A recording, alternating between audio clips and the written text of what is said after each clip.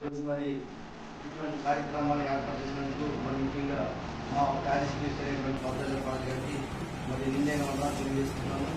ఏది ఏమైనా సరే చర్చికి తాళం పడటం అనేది చాలా అమానుషం అండి, ఎవరు సహించడానికి. ఏదైనా ఉంటే మరి ఫాదర్ గారు పర్మిషన్ తీసుకుని కావాలి. ఈ కోటకి ఆయన అధిపతి, ఆయన నిర్ణయం మేరకు మేమందరూ కూడా పనిచేస్తున్నాము.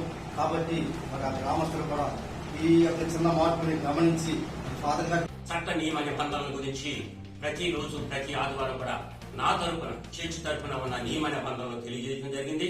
మరి వాళ్ళలో తెలుసో తెలియకో కొన్ని వాళ్ళు మాట్లాడుతున్నారు.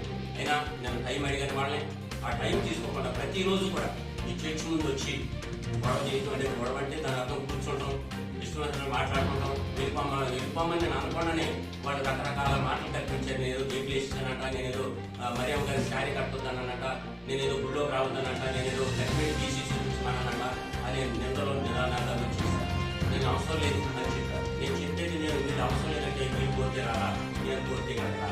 బిషప్ జయరావు గారు ఆయన కల్పించారు. ఆయన మాట్లాడిన పొలవెత్తి నన్ను పొలవెత్తి ఇక్కడ చెప్పడం జరిగింది. తండ్రి గారికి ఇవన్నీ కూడా అన్ని చెప్పారు. తండ్రి గారు ఇవన్నీ ఇలా జరుగుతున్నాయి, మీ ఇష్టం, మీరు ఉండమంటే ఉంటా, లేదంటే నా ఇడ్లీ ప్రయాణం నా తమ్ముడు ఈ యొక్క ఇడ్లీ ఆహ్వానాన్ని రెన్యూ చేశారు. కాబట్టి దయచేసి నాకు సంతకం పెట్టండి, ఈ విచారణకు ఎవరైనా పంపించను అన్నప్పుడు తండ్రి గారు నాకు ఇచ్చిన హామీ, ఒక స్నేహితుడిగా, ఒక అధికారిగా, ఒక బిషప్ గా ఆయన చెప్పింది, వెళ్ళు సరిచేయి, సవరించు, నీకు పూర్తి అధికారాలు ఇస్తున్నా, ఎంత టైం తీసుకున్నా తీసుకో, పని చేయి, అక్కడ నువ్వు మళ్ళా నాకు అన్ని అయిపోయిన తర్వాత సర్వే చేసి తనకి ఇచ్చిన రిపోర్ట్ తీసుకురామన్నారు. కాబట్టి నేను ఈ గ్రామంలో తీసుకున్న రిపోర్ట్ మీకు చూపించాను.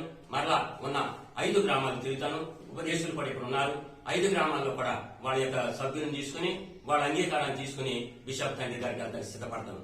ఈ తరుణంలో మరి నేను మీకు మనవి చేసుకునేది, మరి బిషప్ ఇప్పుడున్న ప్రజల్ని వాళ్ళ యొక్క అమాయకత్వాన్ని, వాళ్ళ యొక్క పేదరికాన్ని కొంచెం అనువుగా తీసుకుని వాళ్ళ మైకల్ కనుక మన యొక్క విచారణ గురువులు మరి ప్రొఫెసర్ గారు మరి బిషప్ కమిషన్ కనుక విశ్వాసం పెట్టి మనమందరం కూడా కొద్ది నిమిషాలు పాల్గొనే టైం తీసుకుని ఆయన చెప్పి మనం నడుచుకుని మన ఆయన ప్రభు మార్గం నడిపించడానికి మన విచారణ మనకు వచ్చారు కనుక మరి విశ్వాసం ప్రజలు కూడా గుడికి తాళం వేయడానికి మరి ఇటువంటి మరి గొప్ప చేయకూడదు కనుక మరి వేసిన దాని పరిణామాన్ని మనందరికీ సరి చేసుకుని మనకి విచారణ గురించి మనం ఏకీభవించి మన బిషప్ గా చెప్పినట్లు చేసంటే మన కథోలిక సంఘాన్ని మనం బయటపెట్టుకోకుండా కథోలిక సంఘం అనేది శ్రేష్టంగా నిలబడాలంటే మనం ఒక తాటి మీద ఒక మాట మీద ఒక అధికారి చెప్పినట్టు మనం వినాలి కనుక బిషప్ గారిగా చెప్పినట్టుగా మాట్లాడమని విని మనకి విచారణ గురించి సహకరించి